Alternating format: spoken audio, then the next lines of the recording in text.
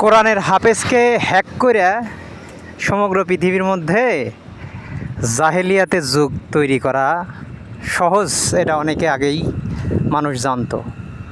অনেক পরিচিত হাফেজ আছে যাদেরকে মেয়েরা চক্রান্ত করে ফ্রেশ মাল খাইছে। ছেলেরা যেরকম খায় মেয়েরাও এরকম কি ফ্রেশ মাল খাইছে। অর্থাৎ একটা কোরআনের হাফেজ যখনও যে শারীরিক যৌন সম্পর্ক করে নাই, একদম ফ্রেশ, সে একটা ভদ্র ছেলে, তো মেয়েরা তাদের চেহারা রূপ, তাদের কথাবার্তা ব্যবহার করে অলৌকিক কৌশলে তাদেরকে ইউজ করছে, সুদা খাইছে, এইটা নিছে, সহজে নিছে আর কি। বাংলা ভাষায় ওয়াজ না করলেই ভালো হয় না, এই জন্যে বাংলা ভাষায় ওয়াজ করি।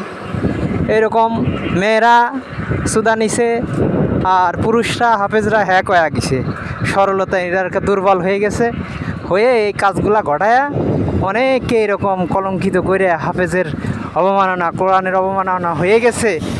এইটা হলো এক বদ্দিনই আজাব আল্লাহর পক্ষ থেকে। কারণ যারা আমরা হাফেজ বানাইতেছি পিতামাতা এবং হুজুররা, এরা সতর্ক না, এরা যে কি করতেছে, যে আল্লাহর কত বড় একটা রহমতি কিতাব, এত বড় একটা মর্যাদা সম্পন্ন, এদেরকে আগেই উচিত ছিল যে এদেরকে সাবধানে রাখা, এই যৌনতার বিষয়ে শিক্ষাদান করা। আধুনিক বিশ্ব এটাকে গুরুত্ব সহকারে দেখে।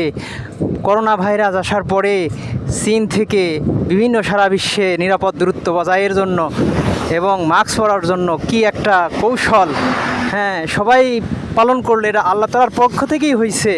যে মানুষ যখন বেহায়াপনায় নিমজ্জিত, তখন একটা অলৌকিক বার্তা বাধ্য করছিল এই জাতিকে নিরাপদ দূরত্ব বজায়ের জন্যে এবং মাস্ক পরার জন্যে, এবং ভাইরাসে আক্রান্ত হয়ে গেছিল।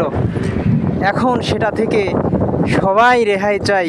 এই জন্য এখন করণীয় হলো, যা হবার হয়েছে, এখন আমাদের পক্ষ থেকে, আল্লাহ তাআলার পক্ষ থেকে, আমার পক্ষ থেকে সবাই সমাজের মধ্যে অপরাধ চিহ্নিত করে তাকে আঘাত না করে জরিমানা, জেল অথবা এর ক্ষতিপূরণ যেটা আসে দেওয়ার সামর্থ্য থাকলে দিয়ে দেই, আর তা না হলে যেভাবে সিস্টেম ওয়াইজ অন্যের জানমাল সময়ের ক্ষতি না করে জোর জুলুম এটা বজায় রেখে, এটা না করে শান্তি শৃঙ্খলা বজায় রেখে সিদ্ধান্ত নিয়ে জীবনযাপন করি।